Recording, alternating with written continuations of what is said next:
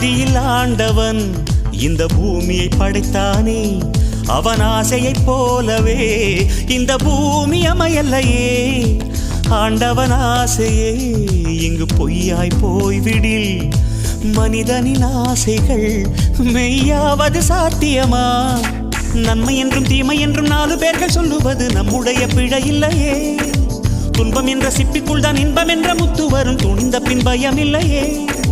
கண்ணீர் துளியில் வைரங்கள் செய்யும் கலைகள் கண்டு கொள். காலுக்கு செருப்பு எப்படி வந்தது, முள்ளுக்கு நன்றி சொல்.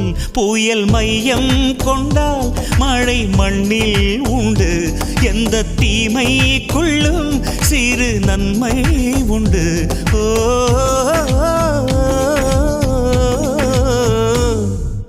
சந்தோஷம் சந்தோஷம் வாழ்க்கையின் பாதிபலம், சந்தோஷம்.